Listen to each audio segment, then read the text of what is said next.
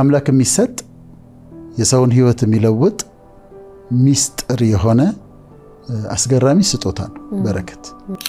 ሰውን መጎብኘት ሲፈልግ በሰው ላይ አንጥቶ የሚያስቀምጠው ሚስጥር ነው። ኢትስ ኤ ሚስትሪ። በረከት ማለት ገንዘብ ማለት አይደለም። ሚሊዮነር ሆኗል ማለት ተባርኳል ማለት አይደለም። በረከት ለዚህ ነው ሚስጥር ነው የሚባለው። ለዚህ ነው ሚስትሪ ነው። ከአምላክ የሚሰጥ ነው። ገንዘብ ስጠኝ አይደለም፣ እህል ስጠኝ አይደለም፣ ባርከኝ ነው ያለው። ለምንድን ነው ያለው?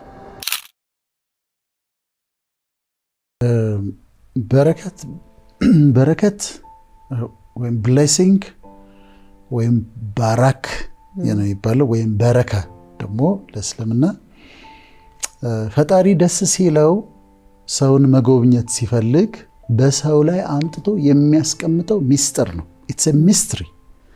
ለማስረዳት ሁሉ ያስቸግራል። ምክንያቱም ሚስጥር ነው። ስንገባ እናየዋለን እና ደስ ባለው ሰው ላይ ህይወቱን ሊለውጥለት በወደደው ሰው ላይ ያንን በረካ ወይም ባራክ ነው የሚባለው በሂብሩ ወይም ብሌሲንግ አምጥቶ በዛ ሰው ህይወት ላይ ያስቀምጠዋል። ከዛ የዛ ሰው ህይወት በኋላ እናያለን ህይወቱ ሙሉ በሙሉ ይለወጣል። ነገሩ ይለወጣል። በጣም አስደናቂ ነገር ነው እና ከአምላክ የሚሰጥ የሰውን ህይወት የሚለውጥ ሚስጥር የሆነ አስገራሚ ስጦታ ነው በረከት። አንድ ሰውን አነሳና በዛ ሰው ላይ እናያለን። የሚያሳዝነኝ ሰው አለ። በጣም የሚያሳዝነኝ ታሪኩን ሳነብ ልቤን የሚነካው ሰው አለ። ያ መሰለሽ ያቤጽ ነው። ለመሰለሽ ያቤጽ የሚያሳዝነኝ ችግሩ የሚጀምረው ከመወለዱ ነው። ሲወለድ ነው። አሁን ልጆች ሲወለዱ በረከት ይዘው ይመጣሉ። ታይ እንደሆነ ከዲት እኮ ስትወለድ ነው አባቷ የተሾመው፣ እሷ እግሯ እርጥብ ነው፣ ገደኛ ነች፣ ገድ አላት እሷ። ታምንበታለህ ዶክተር ይላሉ። ህዝቡ የሚለውን ነው የምልሽ፣ ህዝቡ የሚለውን ነው። እና ገደኛ ነች እሷ ስትወለድ ነው እኮ አባቷ የተሾመው ይባላል። እከሌ ገደኛ ነው እሱ ከተወለደ በኋላ ነው እኮ ሀብታም የሆኑት ይባላል።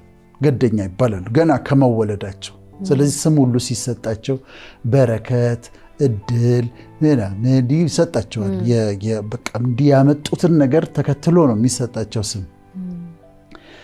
ያቤጽ ሲወለድ የእናቱ ምጥ ከባድ ነበር።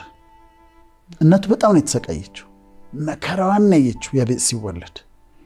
እንደው በቃ ይሄ አለ አይደል አንድ ዲፊከልት ሌበር አለ አይደለም አሁን በኦብስቴትሪክስ በፎርሴፕስ በቫኪዩም ያለበለዚያ በሲዜሪያን ሴክሽን ምናምን የሚደረገው አሁን ሞደርን። ያቤጽ ሊወለድ ሲል ሌበሩ ላይ ምጧ በጣም ከባድ ነበር። በጣም ተጨንቃለች። ከዛ እሷም አልሞተች፣ ልጁም ተወለደ። ልጁን ማን አለችው? ያቤጽ አለችው። ያቤጽ ማለት ነው ስቃይ ማለት ነው። ፔን ማለት ነው። ልክ ባለፈችበት ነገር ነው ስሙን ያወጣችለት። ፔን ማለት ነው፣ ስቃይ ማለት ነው ያቤጽ። ስለዚህ ልጅ ሆኖ አስቢው እንደ ብዙ ሊደፋት ነበር እኮ እሷ ነው የሚባለው። ሊደፋት ይሄኛው ገደኛ ነው፣ እሷ ገደኛ ነች። ሀብት ይዛ ነው የመጣችው፣ እሱ ገደኛ ነው። ወንድሞች ደግሞ አሉት፣ ሹመት ይዞ ነው የመጣው። ያቤጽ ግን ሊደፋት ነበር እኮ ነው የሚለው ጎረቤት፣ ሊደፋት ነበር። ከዛ ሲጠራ ያቤጽ እንትኑን ገዝተህና ሲባል ምንድን ነው ፔን፣ ህመም፣ ስቃይ እየተባለ ነው ያደገው። ልጁ በህይወት ዘመኑ ሁሉ የማይሳካለት ልጅ ሆነ። ምንም አይሆንለትም። አንዳንድ ሰዎች አሉ አይደለም እንደዚህ እኔ ድለቢስ ነኝ የሚሉ ከሚያዩን ሰዎች መካከል እኔ ድለቢስ ነኝ፣ እኔ አይሆንልኝም፣ እኔ አይሳካልኝ የሚሉ ሰዎች አሉ። ያቤጽ እንደዛ ነበር። ምንም የማይሳካለት ሰው፣ ምንም የማይሆንለት ሰው፣ የሚጀምረው የማያልቅለት ሰው፣ የሚገነባው የሚፈርስበት ሰው፣ አንድም ነገር የማይሳካለት ሰው ሆኖ ነው ያደገው። እንደ ስሙ ህይወቱ ስቃይ ነበር። እኔ አንድ ጊዜ አስታውሳለሁ አንድ ወዳጄ 36 ዓመቱ ነበርና ተኝቶ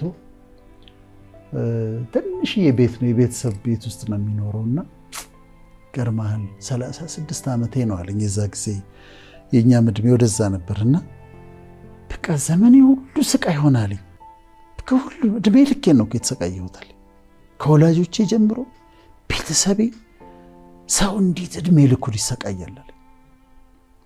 ያቤጽ እንደዛ ነበር። እድሜ ልኩን ነው የተሰቃየው። የማይሆንለት ሰው፣ የማይሳካለት ሰው።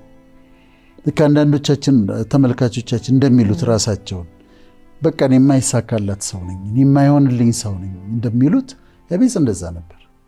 አንድ ቀን በጣም ወስኖ ይመስለኛል፣ እኔ በጣም ወስኖ አስቦበት አቅዶ በፈጣሪ ፊት ቆመ፣ በእግዚአብሔር ፊት ቆመ፣ በአላህ ፊት ለሙስሊሞች እና ቆመና አቤቱ መባረክን ባርከኝ፣ ሀገሬንም አስፋው፣ እጅህ በእኔ ላይ ትሁን፣ እንዳያሳዝነኝም ከክፉ ጠብቀኛል። the prayer of Jabez ይባላል፣ የያቤጽ ጸሎት ይባላል። በጣም ጠንካራ ጸሎት፣ ዙፋኑ ጋር የደረሰ ጸሎት፣ መልስ ያመጣ ጸሎት ነው። አቤቱ መባረክን ባርከኝ። oh that you should bless me indeed ነው የሚለው እንግሊዝኛ። oh that you would bless me indeed። አቤቱ መባረክን ባርከኝ፣ ሀገሬን አስፋው፣ እጅ በእኔ ላይ ትሁን፣ እንዳያሳዝነኝ ከክፉ ጠብቀኝ ብሎ ጸለየ ይላል። ከዛ ቀጥሎ ምን ይላል መሰለሽ? እግዚአብሔርም የለመነውን ሰጠው ይላል። እግዚአብሔር የለመነውን ሰጠው። አንዳንድ ፎርማል ጸሎቶች አሉ ምንጸልያቸው፣ በስርዓት ምንጸልያቸው፣ በቃ በቃሉ በስነ ስርዓት ምንጸልያቸው አሉ። አንዳንድ ቀን ግን ምንጸልያቸው በጣም ጠንካራ የሆኑ ከልብ የወጡ ዙፋኑ ጋር የሚደርሱ ለውጥ የሚያመጡ ጸሎቶች አሉ። በቃ ዴስፕሬት ሆነሽ ወይ ተስፋ ቆርጠሽ ወይ ጭንቀት ውስጥ ሆነሽ ወይም ደግሞ በቃኝ ብለሽ የምትጸልያቸው ጸሎቶች አሉ። ጠንካራ ናቸው፣ ዙፋኑን የሚደርሱ ናቸው። ያቤጽ የጸለየው እንደዛ ነው። ግን የጠየቀው ምንድን ነው? መባረክን ባርከኝ። oh that you would bless me indeed ነው ያለው። የጠየቀው በረከት ነው የጠየቀው። ፈረሶች ስጠኝ አይደለም፣ ቤቶች ስጠኝ አይደለም፣ ገንዘብ ስጠኝ አይደለም፣ እህል ስጠኝ አይደለም፣ ባርከኝ ነው ያለው። ለምንድን ነው ያለው? ገብቶታል ብዬ ነው የማምነው። ብሌሲንግ የሚለው ይህን ስጠኝ፣ ይህን ስጠኝ፣ ይህን ስጠኝ፣ ይህን ስጠኝ፣ ይህን ስጠኝ ከማለት ባርከኝ ማለት ለውጥ እንደሚያመጣ ገብቶታል።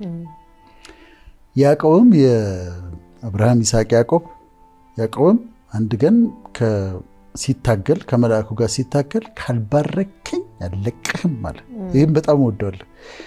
ካልባረከኝ አልለቅህም አለ። ሌላ ነገር ካላረክ አይደለም፣ ይሄኛውን ከብቶች ካልሰጠህ እንዲህ አይደለም፣ ብሌስ አድርገኝ ካልባረከኝ አልለቅህም አለ። ብሌሲንግ ትርጉም አለው ማለት ነው፣ ኃይል አለው፣ ሚስጥር ነው። እኔ እናቶች ጋር የሆነ ነገር ትንሽ ነገር አድርገሽላቸው ከዛ ሲባርኩሽ ልጄ እግዚአብሔር ይባርክ፣ እድሜን ያርዝመው፣ ልጆቼን ይባርክልህ ምናምን ሲሉኝ እስኪ ጨርሱ ቆሜ ነው የምሰማው። አሜን እያልኩኝ እግዚአብሔር ይባርክ፣ አሜን፣ ልጆችን ይባርክልህ፣ አሜን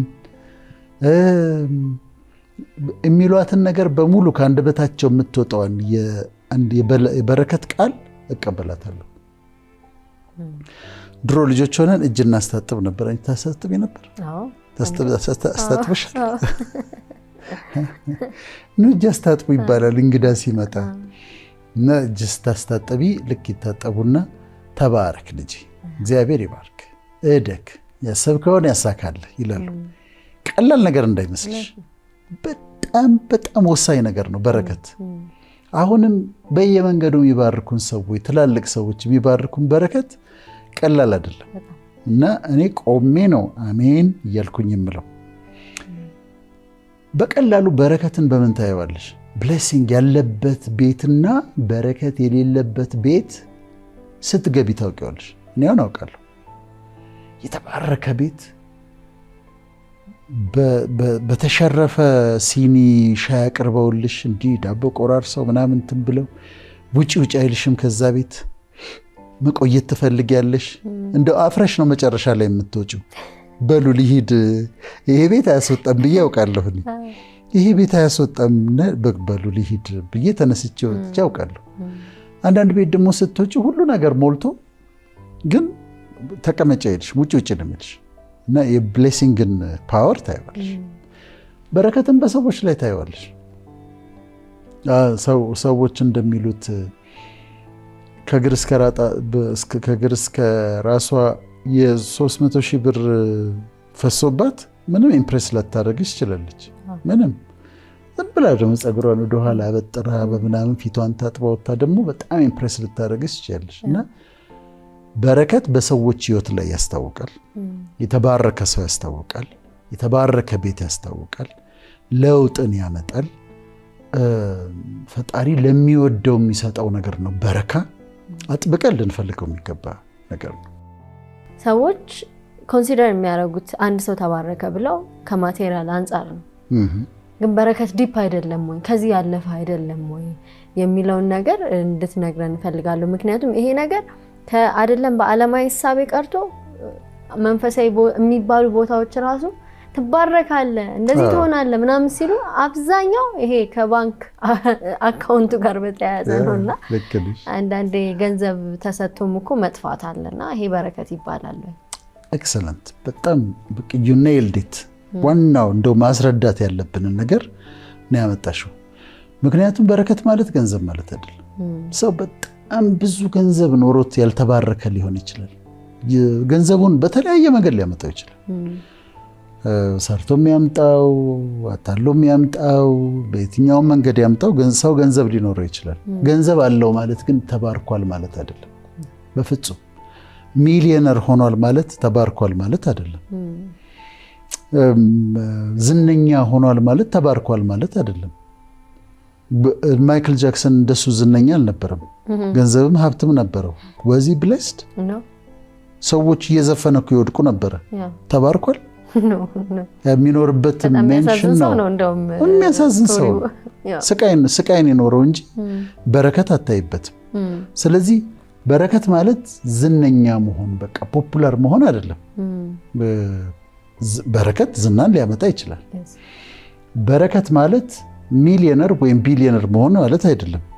በረከት ሊያመጣ ይችላል። ያንን ግን ቢሊዮነር ሆነው ፈጽሞ በረከት በህይወታቸው የሌለ ሰዎች አሉ። ዝነኛ ሆነው ፈጽሞ በረከት በህይወታቸው የሌለ ሰዎች አሉ። ደስተኞች አይደሉም። they are not happy, they are not enjoying it። ኢንጆይ የሚያደርጉት አይደለም። ሰው ይጮሃል ሰው እነሱ በግላቸው ስቃይ ኑሮ ነው የሚኖሩት። እንደ ማይክል ጃክሰን ማለት ሌሎችም ማአት መጥራት ይቻላል። እና በረከት ገንዘብ ማለት አይደለም። በረከት ለዚህ ነው ሚስጥር ነው የሚባለው። ለዚህ ነው ሚስትሪ ነው፣ ከአምላክ የሚሰጥ ነው። ሽሮ ይጣፍጣል አንቺ ቤት ስበላው፣ አንቺ ቤት ስበላው እዛኛው ጋር ከበላሁት ጮማ አንቺ ቤት የምበላው ሽሮ ግን ሊተለየ ነው።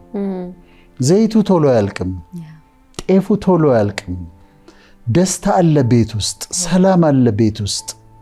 እና በረከት it's different። ደስ የሚለኝ ራሱ ፈጣሪ እግዚአብሔር ምን አለ መሰለሽ፣ እንደዚህ በሉና ባርኳቸው አለ። እግዚአብሔር ይባርክህ ይጠብቅህም፣ እግዚአብሔር ፊቱን ያብራልህ ይራራልህም፣ እግዚአብሔር ፊቱን ወደ አንተ ያንሳ ሰላምም ይስጥህ ብላችሁ ባርኳቸው እኔም እባርካቸዋለሁ። እናንተ እንደዚህ በሉና እግዚአብሔር ይባርክህ ይጠብቅህ ፊቱን ያብራልህ ይራራልህ ሰላምን ይስጥህ ፊቱን ወደ አንተ ያንሳ በሏቸው and I will bless them አለ። እኔ ባርካቸዋለሁ። ስለዚህ እሱ ራሱ ቃላቶቹ መውጣት እንዳለባቸው አዟል ማለት ነው። ራሱ ነው ባርኮ ያለው። ስለዚህ ገንዘብ አይደለም በረከት፣ ገንዘብ ግን ሊያመጣ ይችላል። ዝና አይደለም በረከት፣ ዝናን ግን ሊያመጣ ይችላል። በረከት የተለየ ነው። ሰላም አለው፣ ደስታ አለው፣ እርካታ አለው። ማጣት የለበትም። አትጨነቂም፣ አትቸገሪም። ችግሮችን ይሞላልሻል። በረከቱ የሚስባቸው ነገሮች አሉ። የሱ ስጦታ ነው። ትንሿን ነገር አብዝቶልሽ 2 ዓሳና 5 እንጀራን ለ5,000 ሕዝብ እንዲሆን አድርጎ ያኖራል። ከዛ ደግሞ ለሌሎች እንድትሰጪ ደግሞ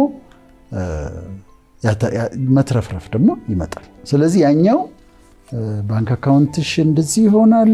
ከዛ እዚህ ጋር ስጥና በረከትን የራሱ ይመጣበት መንገዶች አሉ።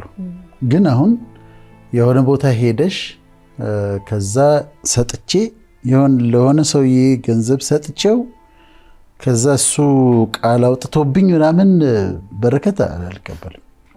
እንደዛ አይደለም የሚመጣው። ድራይቭ እያደረጉት እኮ ነው፣ ለማድረግ ይሞክራል ሰው እግዚአብሔርን። እንደዛ አይሰራም፣ ኪሳራ ነው። ማዕት ሰው እኮ ከስሯል። እኔ በግል ማውቃቸው ስንት ሰው እኮ ከስሯል። በዛ መንገድ አይደለም የሚመጣው። ራሱ በረከት የሚመጣበት መንገድ አለው እንጂ ለሆነ ሰው ሄጄ 1000 ብር ሰጥቼ ከዛ እሱ እጁን አንስቶ በቃ ተባርካል ስላለኝ አልባርክም። ያ በረከትን ሚስ አንደርስታንድ ማድረግና አቢዩዝም ማድረግ ነው። አቢዩዝ ተደርጓል። ለዚህ ነው ጥሩ ጥያቄ ነው የጠየቅሽው ያልኩት።